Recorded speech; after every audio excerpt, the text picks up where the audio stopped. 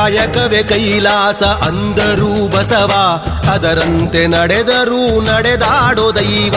ಕಾಯಕವೇ ಕೈಲಾಸ ಅಂದರೂ ಬಸವ, ಅದರಂತೆ ನಡೆದರೂ ನಡೆದಾಡೋ ದೈವ.